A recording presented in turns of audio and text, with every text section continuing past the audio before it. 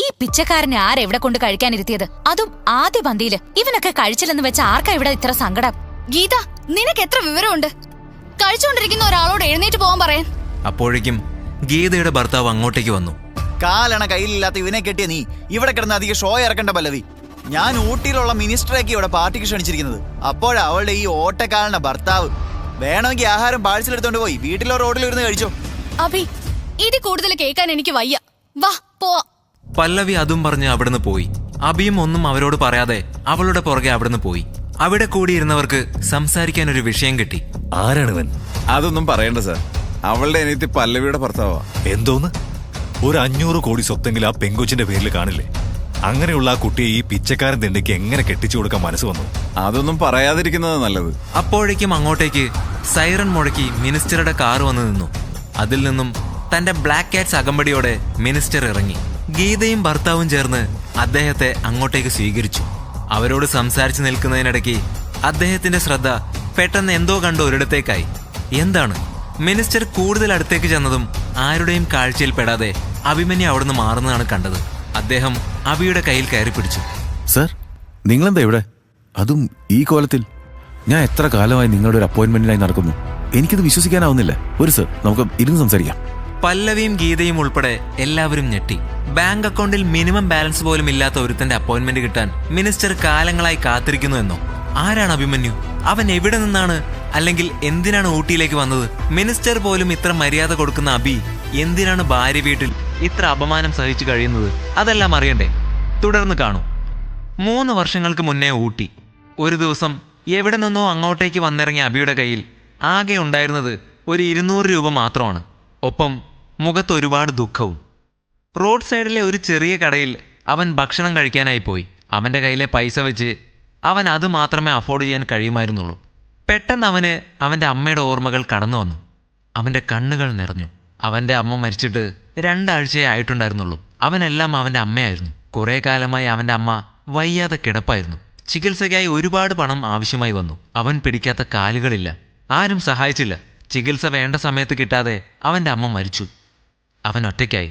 അവന് ജീവിതത്തോടും വേണ്ടപ്പെട്ടവരോടുമുള്ള എല്ലാ പ്രതീക്ഷകളും പോയി. അമ്മയുടെ മരണം അവനെ റോഡിലേക്ക് എത്തിച്ചു. ഇന്നിതാ കഴിക്കാനെടുത്ത ഭക്ഷണം പോലും ഇറങ്ങാതെ ആ റോഡ് സൈഡിലെ കടയിൽ കണ്ണുകൾ നിറഞ്ഞ ഒറ്റയ്ക്കാണ് അഭി. നിനക്കറിയോ അവനെ? കട മുതലാളി ജോലിക്കാരൻ പയ്യനോട് ചോദിച്ചപ്പോൾ ഇല്ല എന്നുള്ള മറുപടി കേട്ട് അയാൾ അഭിയുടെ അടുത്തേക്ക് ചെന്നു. അനിയ, വേറെന്തെങ്കിലും കഴിക്കാൻ വേണോ? കടടയ്ക്കാൻ സമയമായി. പെട്ടെന്നാണ് അഭി അമ്മയുടെ ഓർമ്മകളിൽ നിന്നും പുറത്തു വന്നത്. സോറി അണ്ണ. ഇത്രയും പറഞ്ഞ അഭി അവിടുന്ന് എഴുന്നേറ്റ് കൈ കഴുകി. അവന്റെ വിഷമം നിറഞ്ഞ മുഖവും മുഷിഞ്ഞ വേഷവും കണ്ടപ്പോൾ അയാൾക്ക് തന്നെ കഷ്ടം തോന്നി. അനിയ, നിനക്ക് ഊട്ടിയിൽ എവിടെ പോകേണ്ടത്? ഇവിടെ ബന്ധുക്കളോ അറിയാവുന്നവരോ കൂട്ടുകാരോ ആരെങ്കിലും ഉണ്ടോ? ഇല്ലണ്ണ. പിന്നെന്താ ഇങ്ങോട്ട് വരാൻ കാരണം? അറിഞ്ഞൂടണ്ണ, പെട്ടെന്ന് എന്തോ ആലോചിച്ച് വീട്ടിൽ നിന്ന് ഇറങ്ങിയതാ. ആദ്യം മുന്നിൽ വന്നു നിന്നത് ഊട്ടി ബസ്സായിരുന്നു. അത് കയറിങ്ങ് പോന്നു. എനിക്ക് സ്വന്തമെന്ന് പറയാൻ ആരുമില്ല. ഉണ്ടായിരുന്നത് അമ്മയായിരുന്നു. കുറച്ചു ദിവസം മുന്നേ എന്നെയും ലോകവും വിട്ടുപോയി. എന്തെങ്കിലും ചെയ്യണമെന്നാ. എവിടെയെങ്കിലും ഒരു ജോലി കണ്ടുപിടിച്ച് കൂടണം. ഇവിടെ ആരെയും അറിയാതെ നീ എങ്ങനെ പിടിച്ചു നിൽക്കും? നീ ഇരിക്കേ, ഞാൻ നോക്കട്ടെ എന്തെങ്കിലും ജോലി കണ്ടുപിടിക്കാൻ പറ്റുമെന്ന്. തൽക്കാലം ഇവിടെ ഇരിക്കേ, ഞാൻ ഉച്ചക്കത്തേക്കുള്ള ഫുഡ് റെഡിയാക്കട്ടെ. കഴിച്ചിട്ട് പോയാൽ മതി. അയ്യോ വേണ്ടണ്ണ. കഴിച്ചിട്ട് പോയാൽ മതി. എന്തെങ്കിലും അതിനിടയ്ക്ക് ഓർമ്മ വന്നാൽ ഞാൻ പറയാം. നീ ഇവിടെ ഇരിക്കേ. എന്നാ എന്നെ കൊണ്ട് കഴിയുന്ന പോലെ ഞാനും സഹായിക്കാം. പറഞ്ഞാൽ കേൾക്കില്ലെങ്കിൽ ഞാൻ എന്ത് ചെയ്യാനാ? ഇങ്ങനെ പറഞ്ഞ അഭി അവിടെ ചെറിയ ജോലിയൊക്കെ ചെയ്തു നിന്ന സമയത്താണ് റോഡിന്റെ അപ്പുറത്തെ സൈഡിൽ ഒരു BMW കാർ ബ്രേക്ക് ഡൗൺ ആയി കിടക്കുന്നത് അവൻ ശ്രദ്ധിച്ചത്. ഇത് നേരെ അവൻ എത്ര നേരം എടുക്കും? ഒരു 10 മിനിറ്റ്. മൈ ഫൂട്ട്, നീ വേറെ കാർ വിളിച്ചു വരുത്ത്. എന്നിട്ടാവാ ഇതിന്റെ റിപ്പയർ ഒക്കെ. മാരണം. രവിചന്ദ്രൻ ഇത്രയും പറഞ്ഞ് ചൂടായിക്കൊണ്ട് തന്റെ ഫോണും എടുത്ത് റോഡ് ക്രോസ് ചെയ്യാനായി നടന്നു. എന്നാൽ ഫോൺ നോക്കി ദേഷ്യത്തിൽ നടന്ന രവിചന്ദ്രൻ റോഡ് ശ്രദ്ധിച്ചില്ല. അപ്പുറത്തെ സൈഡിൽ കൂടി ഒരു വണ്ടി അതിവേഗം വരുന്നുണ്ടായിരുന്നു. അത് ഹോൺ അടിച്ചതൊന്നും അയാൾ കേട്ടില്ല. പക്ഷേ ഇത് ശ്രദ്ധിച്ച അബി വേഗം തന്നെ അവിടുന്ന് ഓടി വന്ന് രവിചന്ദ്രനെ രക്ഷിച്ചു. നൂലിഴ വ്യത്യാസത്തിൽ അയാൾ വലിയൊരു അപകടത്തിൽ നിന്നും രക്ഷപ്പെട്ടു. വണ്ടി എന്നിട്ടും നിർത്താത്ത സ്പീഡിൽ പോയി. എല്ലാവരും തന്നെ പ്രശംസിക്കുന്നതൊന്നും ഒട്ടും മൈൻഡ് ചെയ്യാതെ ദേഷ്യത്തോടെ തന്നെ അബി പോയി ആ കടയിലിരുന്നു. ചെറിയൊരു ഉപകാരം ചെയ്താൽ പോലും വലിയ പ്രതിഫലം പ്രതീക്ഷിക്കുന്ന ആൾക്കാരുള്ള സ്ഥലത്ത് അബി അയാൾക്ക് ഒരു അത്ഭുതമായി തോന്നി. രവിചന്ദ്രൻ അബിയുടെ അടുത്ത് പോയിരുന്നു. എന്റെ ജീവൻ രക്ഷിച്ചതിന് നന്ദി. അയ്യോ സർ, നന്ദിയുടെ ആവശ്യമൊന്നുമില്ല. ഉണ്ട്. നിനക്കും വേണമെങ്കിൽ ഇവിടെ ഉണ്ടായിരുന്ന ബാക്കി ആൾക്കാരെ പോലെ കണ്ടു നിൽക്കായിരുന്നു. ആ വണ്ടി എന്റെ ജീവനും കൊണ്ട് പോയേനെ. പക്ഷെ നീ റിസ്ക് എടുത്ത് ഓടി വന്ന് എന്നെ രക്ഷിച്ചു. നീ ആരാണ്?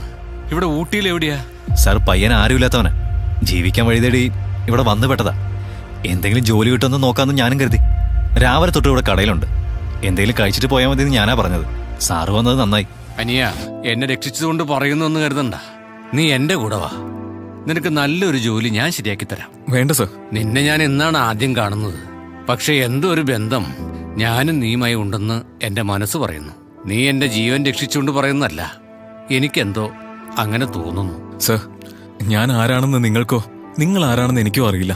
നിങ്ങളെ രക്ഷിച്ചുകൊണ്ടാവും ഇങ്ങനെയൊക്കെ പറയുന്നത്. സാർ ഈ പറയുന്നൊന്നും എനിക്ക് മനസ്സിലാവുന്നില്ല. അല്ലെങ്കിൽ എനിക്ക് ഒരുപാട് പ്രശ്നങ്ങളുണ്ട്. എന്നെ വിട്ടേര് സാറേ. അനിയ, ഇദ്ദേഹം നാട്ടിലെ തന്നെ ഏറ്റവും പണക്കാരനായ വ്യക്തിയാ. അദ്ദേഹം വെറും വാക്ക് പറയില്ല. എല്ലാത്തിനും ഒരു കാരണം ഉണ്ടടാ. അല്ലെങ്കിൽ നീ എന്തിനാ ഊട്ടിയിലേക്ക് ബസ് കയറിയത്? ഇവിടെ ഇത്രയും കടയുണ്ടായിട്ടും എന്റെ കടയിൽ തന്നെ വന്നത്. എന്തൊക്കെ ആലോചിച്ച് ഇവിടെ ഇരുന്നത് എന്തിനാ? ഇദ്ദേഹത്തെ രക്ഷിക്കാൻ ദൈവം പറഞ്ഞയച്ചതാ നിന്നെ. നീ അതുകൊണ്ട് കൂടുതലൊന്നും ആലോചിക്കാതെ ഇദ്ദേഹത്തിന്റെ കൂടെ ചെല്ല്. താൻ അയാളുടെ കൂടെ പോകുന്നതാണ് ശരിയെന്ന് അബിക്കും തോന്നി. രവിചന്ദ്രൻ അവനെ അയാളുടെ ബംഗ്ലാവിലേക്ക് കൊണ്ടുപോയി. പോകുന്ന വഴി അബിയുമായുള്ള സംസാരത്തിൽ നിന്നും രവിക്ക് അവനൊരു MBA കാരനാണെന്ന് മനസ്സിലായി. പെട്ടെന്നാണ് അയാൾ അവന്റെ കയ്യിൽ ഒരു കറുത്ത മറുക് ശ്രദ്ധിച്ചത്. അത് അയാൾ മുൻപ് എവിടോ കണ്ടിട്ടുള്ളതുപോലെ തോന്നി. പക്ഷേ രവിക്ക് പെട്ടെന്ന് അത് ഓർത്തെടുക്കാൻ കഴിയുന്നില്ലായിരുന്നു. രവിയും അഭിമന്യുവും വീട്ടിലേക്കെത്തി. ഇവന്റെ പേര് അഭിമന്യു. അന്യനാട്ടിൽ നിന്നും വന്നതാണ്. കുറച്ചു മുന്നേ ബസ് സ്റ്റാൻഡിന്റെ അവിടെ ഒരു ആക്സിഡന്റ്. എന്റെ ജീവൻ തന്നെ പോകാനുള്ളതായിരുന്നു. ഇയാളാണ് എന്നെ രക്ഷിച്ചത്. അച്ഛാ, അച്ഛനൊന്നും പറ്റിയില്ലല്ലോ അല്ലേ? ഇല്ല മോളെ, എനിക്കൊന്നുമില്ല. അഭിമന്യു ആണ് എന്നെ രക്ഷിച്ചത്. രവികുമാർ ഇത് പറയുമ്പോൾ ഭാര്യയുടെയും രണ്ടാമത്തെ മകളുടെയും മുഖം ദേഷ്യം കൊണ്ട് ചുവന്ന് തുടുക്കുന്നുണ്ടായിരുന്നു. അവരുകൂടി അറിഞ്ഞാണോ ആ ആക്സിഡന്റ് പ്ലാൻ ചെയ്തത്? നന്ദിയുണ്ട്. എനിക്ക് എന്റെ അച്ഛനായല്ല. നിങ്ങൾ ചെയ്ത ഈ സഹായത്തിന് ഞങ്ങൾ തിരിച്ച് എന്തെങ്കിലും ഉപകാരം ചെയ്യണം. അയ്യോ, അതിന്റെ ഒന്നും ആവശ്യമില്ല. നിങ്ങളെ ആക്സിഡന്റിൽ നിന്ന് രക്ഷിച്ചില്ലേ എന്തെങ്കിലും സഹായം ചെയ്ത് പറഞ്ഞയക്കായിരുന്നില്ലേ? എന്തിനാ ഇവനെയൊക്കെ വീട്ടിലേക്ക് കൂട്ടിക്കൊണ്ടുവരുന്നത്? ഇതേപോലത്തെ ദരിദ്രവാസി കോലമുള്ളവനൊക്കെ എന്തിനാ ഡാഡി വിളിച്ച് വീട്ടിൽ കയറ്റുന്നത്? I can trust this kind of people. Abi ഒന്നും മിണ്ടിയില്ല. പക്ഷെ രവിചന്ദ്രന് അത് തന്നെ അപമാനിച്ചതുപോലെയാണ് തോന്നിയത്. അമ്മയുടെ ബുദ്ധി കാണിക്കണ്ടേ ഒരു മകളെങ്കിലും? നിന്റെ അമ്മയെപ്പോലെ ഒരു പിശാചിന്റെ കൂടെ ഇത്രയും കാലം കുടുംബം നടത്തിയ എനിക്ക് ഇതൊന്നും കിട്ടിയാൽ പോരാ. എന്നോട് നിനക്ക് എന്തെങ്കിലും പ്രശ്നം ഉണ്ടെങ്കിൽ ആ കണക്ക് നമുക്ക് പിന്നെ തീർക്കാം. പക്ഷെ ഇവനെ ആരെങ്കിലും എന്തെങ്കിലും പറയാമെന്ന് വെച്ചാൽ പല്ല് ഞാൻ അടിച്ച് താഴെയിടും. സർ, വേണ്ട സർ. സാറിന്റെ എന്നല്ല, ഏതു വീട്ടുകാരാണെങ്കിലും എന്നെപ്പോലെ ഒരുത്തന്നെ വീട്ടിലേക്ക് കൂട്ടിക്കൊണ്ടുവന്നാ ഇങ്ങനെ തന്നെ പറയും. അത് അവരുടെ കുറ്റമല്ല. ഞാൻ കാരണം ഇവിടെ ഒരു വഴക്ക് വേണ്ട. ഞാൻ പോയേക്കാം സർ. ഇല്ല, നിങ്ങൾ പോകാൻ പാടില്ല. ഇപ്പോൾ ഇവിടെ സംഭവിച്ചതിന് ഞാൻ മാപ്പ് പറയുന്നു. അതാണ് അഭി. ഞാനും എന്റെ മൂത്ത മകൾ പല്ലവിയും നിങ്ങളോട് ഇവിടെ സംഭവിച്ചതിനൊക്കെ മാപ്പ് പറയുന്നു. എന്റെ ഭാര്യയെയും ഇളയ മകളെയും ഞാനെന്നല്ല ദൈവം വിചാരിച്ചാലും തിരുത്താൻ കഴിയില്ല. അതുകൊണ്ട് അവര് പറയുന്ന ഒന്നും കാര്യമാക്കണ്ട. പിന്നെ അവര് പറയുന്നത് കേട്ട് ഞാൻ ഇപ്പോ നിന്നെ ഇവിടുന്ന് പറഞ്ഞു വിട്ടാൽ അതെന്നും എനിക്കൊരു കുറ്റബോധമായി ഉള്ളിൽ കിടക്കും. രവിയും പല്ലവിയും നിർബന്ധിച്ചത് കാരണം അബിയും അതിനൊന്നും തിരിച്ചു പറഞ്ഞില്ല. അബി, നീയാണ് ഇന്നു മുതൽ എന്റെ പേഴ്സണൽ സെക്രട്ടറി. സർ, അതൊക്കെ വേണോ? അതിൽ ഇനി വേറെ ഒരു സംസാരവും ഇല്ല. സമയം കടന്നുപോയി. അബി രവിചന്ദ്രന്റെ വിശ്വസ്തനായി വളർന്നു. അവൻ ഒരിക്കലും ആ വിശ്വാസം തെറ്റിച്ചില്ല. അബിയുടെ പല തീരുമാനങ്ങളും രവിചന്ദ്രന്റെ ബിസിനസ്സിൽ മുന്നേറ്റം നൽകി. എന്നാൽ ഒരു കാര്യം, അബിയുടെ കയ്യിലെ ആ വലിയ കറുത്ത മറുക് അത് എത്ര ആലോചിച്ചിട്ടും എവിടെയാണ് കണ്ടതെന്ന് ഓർത്തെടുക്കാൻ രവിക്കായില്ല. അത് പലപ്പോഴും അയാളെ അസ്വസ്ഥനാക്കി. ഈ സമയം തന്നെ രവിചന്ദ്രൻ മകൾ പല്ലവിക്ക് കല്യാണം നോക്കുന്നുണ്ടായിരുന്നു. പക്ഷേ അയാൾക്ക് നല്ലൊരു വരനെ കണ്ടെത്താൻ കഴിഞ്ഞില്ല. അപ്പോഴാണ് രവിചന്ദ്രന്റെ ഓഫീസിലെ കുറച്ചുപേർ അങ്ങോട്ടേക്ക് വന്നത്. എന്താ എല്ലാവരും കൂടി ഒരുമിച്ച്? എന്തെങ്കിലും പ്രശ്നം? സർ, എന്തുകൊണ്ട് ഈ പേപ്പേഴ്സ് ശരിയായില്ലെങ്കിൽ ഈ പ്രോജക്റ്റ് നമ്മുടെ കൈവിട്ടു പോകും. എവിടെ നോക്കട്ടെ. ഇന്ന് പോകേണ്ട പേപ്പേഴ്സ് ഇപ്പോഴാണോ വെരിഫൈ ചെയ്യാൻ കൊണ്ടുവരുന്നത്? നിങ്ങളൊക്കെ കാരണം ഒരു വലിയ പ്രൊജക്റ്റാണ് നമ്മുടെ കൈവിട്ട് പോകാൻ പോകുന്നത്. സർ, ഈ പ്രോജക്റ്റ് നമ്മുടെ കയ്യിൽ നിന്ന് പോവില്ല. പേപ്പേഴ്സ് ഒക്കെ കറക്റ്റാ. ഞാൻ വെരിഫൈ ചെയ്തിരുന്നു. സാർ ഒന്ന് ചെക്ക് ചെയ്തിട്ട് സൈൻ ചെയ്താൽ മതിയോ? അബിയുടെ ബിസിനസ്സിലെ പാഠവും രവിചന്ദ്രനെ ഇംപ്രസ് ചെയ്യിച്ചു. ഒപ്പം അയാളെ അത് ഒരുപാട് ചിന്തിപ്പിച്ചു. അയാളുടെ ഉറക്കം വരെ അത് കെടുത്തി. ഒരു ദിവസം അയാളുടെ സ്വപ്നത്തിൽ പല്ലവിയുടെയും അബിയുടെയും മുഖങ്ങൾ മാറി മാറി തെളിഞ്ഞു വന്നു. ഒപ്പം അബിയുടെ കയ്യിലെ ആ കറുത്ത മറുകും. അത് പെട്ടെന്ന് അയാൾക്ക് പഴയ എന്തോ കാര്യം ഓർമ്മപ്പെടുത്തി. രവിചന്ദ്രൻ പെട്ടെന്ന് ഉറക്കത്തിൽ നിന്നും ഞെട്ടി എഴുന്നേറ്റു. എന്തായിരിക്കും അത്? ആ ഓർമ്മപ്പെടുത്തൽ രവിചന്ദ്രനെ അസ്വസ്ഥനാക്കി. അയ്യോ, ഇങ്ങനൊരു കാര്യം ഞാൻ എങ്ങനെ മറന്നു? അതും ഇത്രയും കാലം എന്റെ ഓർമ്മയിൽ എങ്ങനെ വരാതെ പോയി? ഇന്നത്തെ അവന്റെ അവസ്ഥയ്ക്ക് അറിഞ്ഞോ അറിയാതെയോ ഞാനും ഒരു കാരണമല്ലേ? ഇത്രയും കാലം ഞാൻ അബിയെ ഒരു സാധാരണക്കാരനെ പോലെ കണ്ടു. എന്നാൽ എന്നെപ്പോലെ ഒരു 100 കോടീശ്വരന്മാർ ചേർന്ന് നിന്നാൽ അവന് തുല്യമാകില്ല. പക്ഷേ അതെല്ലാം വേണ്ടെന്ന് വെച്ച് ഈ ഊട്ടിയിൽ വന്നൊരു സാധാരണക്കാരനെ പോലെ അവൻ കഴിയണമെങ്കിൽ അവൻ വിചാരിച്ചാൽ നടക്കാത്തതൊന്നുമില്ല. പക്ഷേ ഞാൻ അവൻ എന്തെങ്കിലും ചെയ്തേ മതിയാവും. പിറ്റേന്ന് രാവിലെ രവിചന്ദ്രൻ പല്ലവിയെയും അബിയെയും തന്റെ വീട്ടിലെ ടെറസിലേക്ക് വിളിച്ചു വരുത്തി. നിങ്ങൾ രണ്ടുപേരെയും വളരെ സീരിയസ് ആയ ഒരു കാര്യം പറയാനാണ് ഞാൻ വിളിച്ചു വരുത്തിയത്. എന്റെ മനസ്സിൽ കുറെ നാളായി ഒരു കാര്യം ഇങ്ങനെ ഓടിക്കളിക്കുന്നുണ്ട്. പക്ഷെ അതിന്റെ ഫൈനൽ ഡിസിഷൻ എടുക്കേണ്ടത് നിങ്ങളാണ്. നിങ്ങൾ രണ്ടുപേരും അത് തെറ്റായി എടുക്കില്ല എങ്കിൽ ഞാനത് പറയാം. അയ്യോ സർ, എന്താ അങ്ങനെ പറയുന്നേ? സാർ എന്ത് പറഞ്ഞാലും ഞാൻ ചെയ്യില്ലേ. അച്ഛാ, എന്താണെങ്കിലും പറയേ. രവിചന്ദ്രൻ ഒന്ന് മുന്നോട്ട് പോയി ഒരു ഗ്ലാസ് ചായ എടുത്തു. നിങ്ങൾ രണ്ടുപേരും കല്യാണം കഴിച്ചാൽ നന്നായിരിക്കുമെന്ന് എനിക്ക് തോന്നുന്നു. ഇയാൾ ഇതെന്താ പെട്ടെന്ന് ഇങ്ങനെയൊക്കെ പറയുന്നതെന്ന് ചിന്തിക്കണ്ട. ഇത് കുറച്ചു നാളായി എന്റെ മനസ്സിലുണ്ട്. എന്റെ മോൾക്ക് എവിടെ നിന്ന് വേണോ പയ്യനെ നോക്കാൻ എനിക്കാവും. പക്ഷേ അബിയെപ്പോലെ ഒരാളെ കണ്ടുപിടിക്കാൻ എനിക്കാവില്ല. കാരണം എനിക്കിവന് വിശ്വാസമാണ്, ഇവന്റെ കഴിവിലും. ഞാൻ ഇയാളെ രക്ഷിച്ചത് കൊണ്ടാണോ ഇയാൾ ഇങ്ങനെയൊക്കെ പറയുന്നതെന്ന് അബിയും ചിന്തിക്കണ്ട.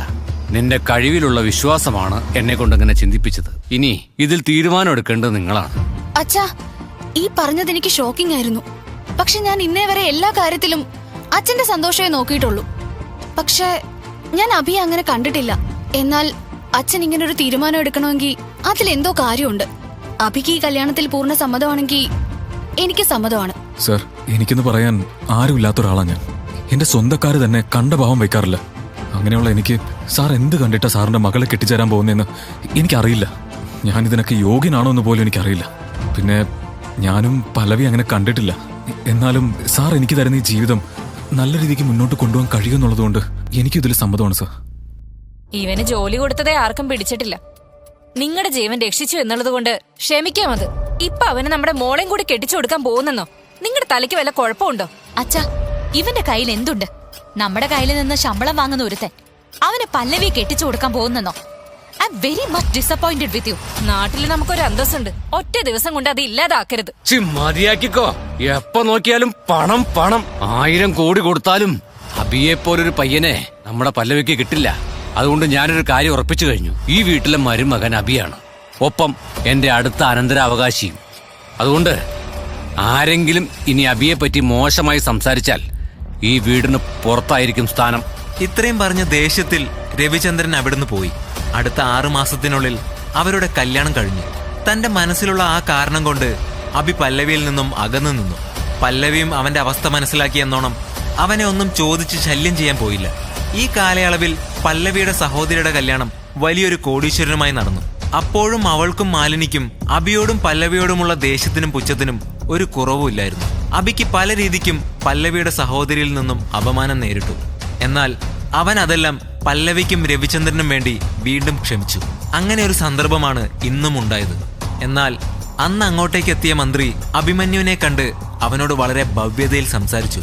അത് കണ്ട പല്ലവിയുടെ സഹോദരി ഒന്ന് ഞെട്ടി. അവൾ മുന്നോട്ട് വന്ന് മന്ത്രിയോട് ചോദിച്ചു, സർ, നിങ്ങളാ ഇന്നത്തെ ഇവിടുത്തെ ചീഫ് ഗസ്റ്റ്. നിങ്ങൾ ഈ പിച്ചക്കാരനോട് ഇത്ര ഭവ്യതയിൽ സംസാരിക്കുന്നോ? ഒരക്ഷരം നിങ്ങളാരും അഭിമന്യു സാറിനെ കുറിച്ച് മിണ്ടരുത്. ഇന്ന് ഞാൻ ഈ നിലയിൽ എത്താൻ കാരണം സാറാണ്. നിങ്ങളെല്ലാം എന്നോട് എന്ത് ബഹുമാനം കാണിക്കുന്നോ അതിന്റെ 100 ഇരട്ടി ബഹുമാനം അഭിമന്യു സാറിനോട് കാണിക്കണം. എന്നെ പോലെ എത്ര രാഷ്ട്രീയക്കാരെയും ബിസിനസ്മാൻമാരെയും വളരാൻ സഹായിച്ച ആളാണ് ഇദ്ദേഹം എന്ന് അറിയാവോ? അഭിമന്യു സാർ ഇന്നിങ്ങനെ ജീവിക്കുന്നുണ്ടെങ്കിൽ അതിന് പിന്നിൽ എന്തോ കാരണമുണ്ട്. എന്താണോ ഇവിടെ നടക്കുന്നത്? അതാണ് സാറേ എനിക്കൊന്നും മനസ്സിലാവാത്തത്. വാ അഭിമന്യു സാർ, നമുക്ക് എന്റെ വീട്ടിലേക്ക് പോവാം. വന്നാലും സാർ. ഇത്രയും പറഞ്ഞ് മന്ത്രി അഭിമന്യുവിന്റെ കൈയും പിടിച്ച് മുന്നോട്ട് നടന്നു. അതേസമയം അബിയുടെ കണ്ണിൽ അതിരൂക്ഷമായി എന്തോ കത്തുന്നുണ്ടായിരുന്നു. ഒപ്പം അവൻ മനസ്സിൽ എന്തൊക്കെയോ ഉറപ്പിച്ച പോലെയായിരുന്നു. അവിടെ കൂടി നിന്നവരൊക്കെ പരസ്പരം അങ്ങോട്ടും ഇങ്ങോട്ടും നോക്കിയതല്ലാതെ ആർക്കും ഒന്നും മനസ്സിലായില്ല. തന്റെ അമ്മയുടെ ചികിത്സയ്ക്ക് കാശില്ലാത്തതിന്റെ മുന്നിൽ ഒരു മന്ത്രി എന്തിനാണ് കൈകൂപ്പി നിന്നത്? അഭിമന്യുവിന്റെ വലത് കൈയിലെ ആ മറുകിന്റെ പുറകിലെ രഹസ്യം എന്തായിരിക്കും?